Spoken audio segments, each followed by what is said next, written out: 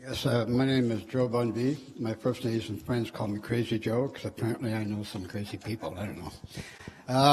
I would like, I hope that Alma would explain how the Maliseets rekindled this fire, because I remember that the Wabanaki Confederacy, we were all invited to Okapak on the North Side River in Fredericton. Could you just give us a few minutes, explain to people that the Confederacy meeting you had was not the first one.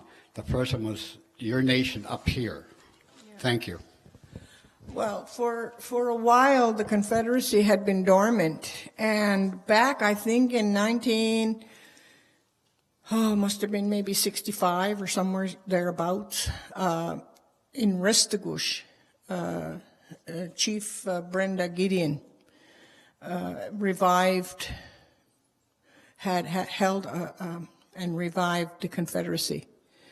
And it was a large event. Many people agreed. They said, yes, we need the Confederacy, to keep our people united and in touch and everything. And so they came up with a bundle, a sacred bundle. And that bundle was to go to our relatives on the other side of the border 1 year and then back to our side and so on. And people had made commitments to support that movement, that Confederacy. And so there were some people on the river.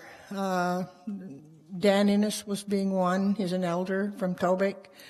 Irvin, the late Irvin Polchis, and Harry Laporte from Zibaik, from Zidansisk.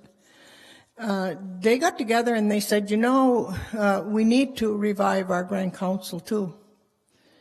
Because, there was the late 1800s was probably a low point for us. It was difficult, a very difficult time in the history of our people. And so things just kind of went dormant for a while. And so that was when they revived both the Wabanaki Confederacy, and it's been going strong ever since. It's growing.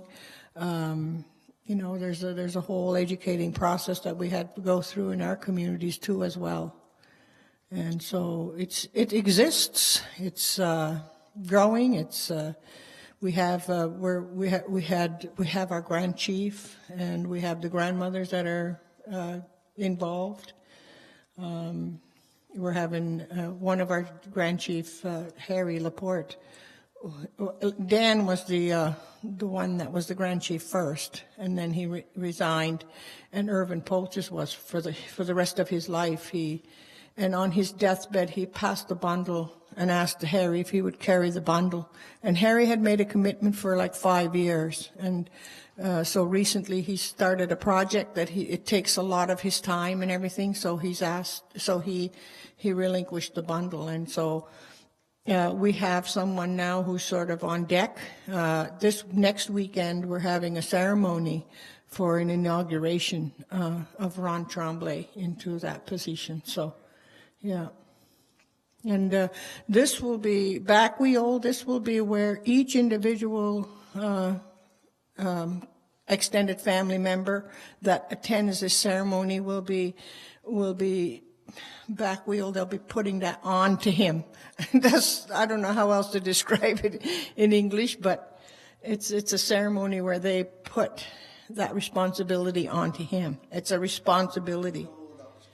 And so, yeah, and then from one year from now, of course, the Grand Council is still developing, and it's not completely functional yet, but it's getting there. We have our Constitution, at least in draft form now, and we have. So 1 year from there, we'll have this year is a back wheel open. Back wheel next year, 1 year from now, will be back wheel open, where everybody will put. And we will invite members from our neighboring nations to come and confirm what is happening. The Mi'kmaq, the Abenaki, and this was a traditional practice. They asked other nations, neighboring. That's how close we were. See, They even helped us to install our leaders. And so we will be doing that one year, and we will be selecting 4 grandmothers that will sit at the center with the Grand Chief and to help to guide to make sure things are going in the right direction. So that's, if that answers your question. We've got a comment here from online. So I just got a text from somebody in Vancouver saying, we're just watching Alma talk here in Vancouver. This is a great way of sharing our collective knowledge. And they sent a picture for you, and I'll show it to you afterwards, of a quilt that happens to be on the wall here in the room where we're meeting that's called Winds of Change. So greetings to...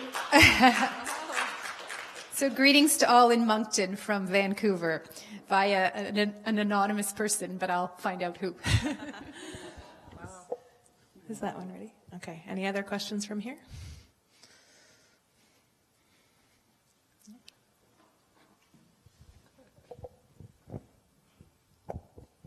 Hi, I'm Emma, and I currently live in St. John.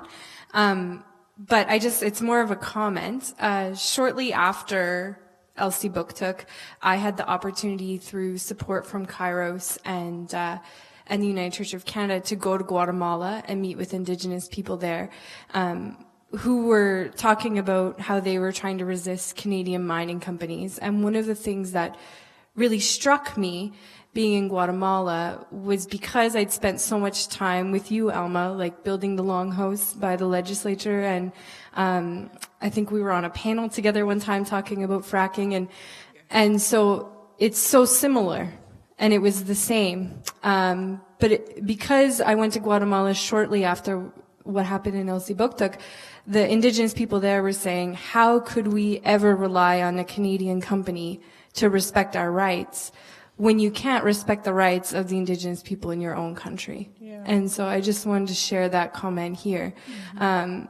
That really, until we fix these peace and friendship treaties, we can't be respected anywhere else either. Mm-hmm. Yeah. Mm-hmm.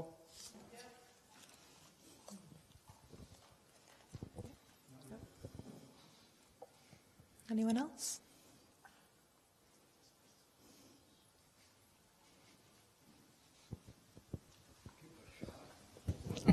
Shy. Hi, Alma. Hi. When you first started, I was reminded of a quote by Wendell Berry, and I don't know whether I got it right or not, but I'll just read what I wrote down. That says, nature is party to all of our deals and decisions, and she has more votes, a longer memory, and a sterner sense of justice than we do. So we keep talking about saving nature, but I think what we really are doing is we have to save ourselves. Yeah. And that was my comment. I have a question. And the question deals with your comment about communal and collective rights. And it's not clear to me. And I know the other thing from my society viewpoint, when we read the United Nations Declaration on the Rights of Indigenous Peoples, we read them as individual rights lots of times.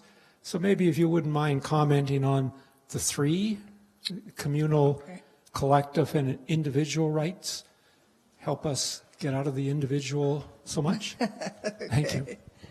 Yeah. Okay.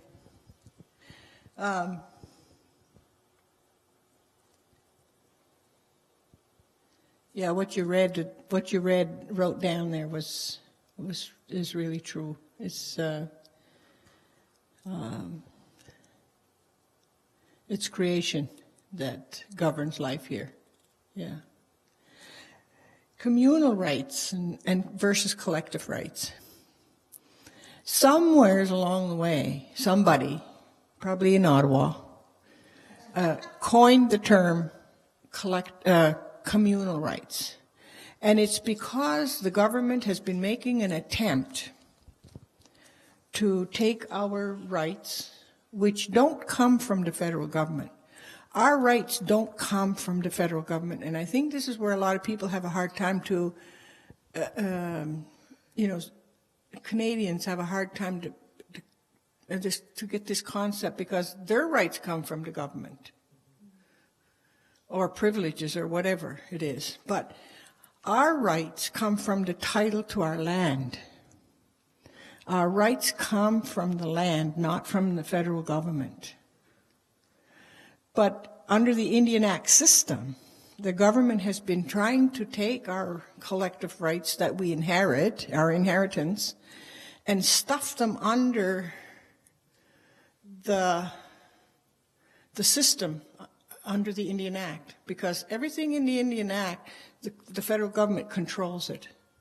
That's what the Indian Act is. It's federal legislation to control and regulate and have power over and so on, over these little pieces of land called reserves. They're calling them First Nations now, which really confuses a lot of people too. A reserve is not a nation. There's no such thing as St. Mary's nation. So, and it's confusing our children too, as well. And I really resent that, because we have one Maliseet nation, the one that signed the treaties. The others are Indian bands. They're you can't even go into court today and say First Nation, because it's not even a legal term. They're St. Mary's Indian band number so and so. That's the legal definition of a reserve. With the elected leadership having jurisdiction within that particular reserve. So that is that would be communal. So they want to take our collective rights that we inherit from the land and put it underneath the communal system, which it would be then, of course, control from the federal and provincial and local government and so on, down. So collective rights are the rights that we have, all of us own together. So when I'm talking about Wolastoqiyik, we're talking about the people of the beautiful river, the Maliseet people. We are a people. We're not a group. We're not just a community. We're a people. We're a nation of people who signed treaty. And so collectively, we own our land, collectively. There's no little piece is yours and this and that. We own our land collectively. And somebody said that Indians never had a concept of ownership of land, and that's not true. Kitak mikomen, in my language, that means my land. Kitak mikomen, that's my land. That's a concept of ownership. It's in our language. So we own our language. It doesn't belong just to me. It belongs to all of the Wolastoqiyik. That's a collective right. And you can't have decisions being made in little pockets called reserves on rights that belong to all of us together. We need to have an assembly of our people where we can have collective discussions and collective decisions. And it should be, and we have a right to this. It's a right. It's not just us saying that we want this. It's a right that we should be able to have a structure and have our structures recognized, because that was the way our forefathers made decisions. It was based on the extended family, and our extended family went right into the natural world. We had relatives right into the natural world, and we spoke for those who had no voice to speak for themselves.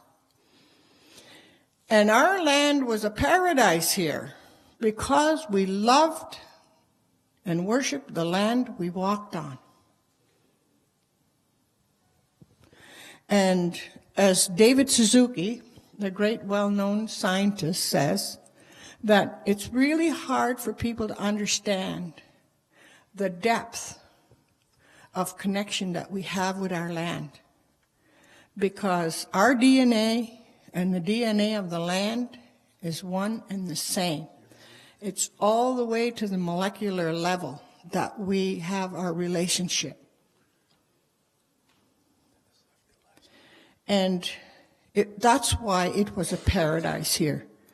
There was full and plenty. The birds were happy. The animals, we didn't have to hunt. They came to us. The rivers were boiling with fish, teeming with fish. And my grandfather and grandmother drank the water from the river, the beautiful river, which is today sadly broken. There are 3 dams. There's blue-green algae everywhere. The fish can't get by because they didn't even build a ladder for them to be able to go on their natural journey in the home that they live, where they for thousands and thousands of years had made that journey to go and reproduce themselves, which is a right that they have. We ought to be hanging our heads. We ought to be. Those are our relatives. They brought us food. They gave of themselves freely. How could we be so careless? You know, creation is on our side. We need to wise and smarten up. I think people are already now beginning to become aware. I really do. And I know that we have the fire within us. We all want there to be life to continue after 50 years. We all want that. All of us. So I forgot what the question was all about, but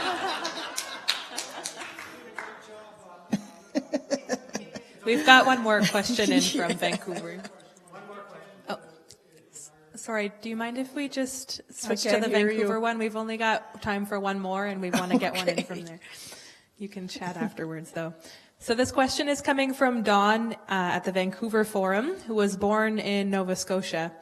And he says, an Australian Indigenous elder once told me that a number of years ago, the environmentalists and the Indigenous activists in Australia realized that their interests and agendas were not identical, but they were significantly overlapping. They decided that they must work together, even if they are not seeking identical agendas or interests.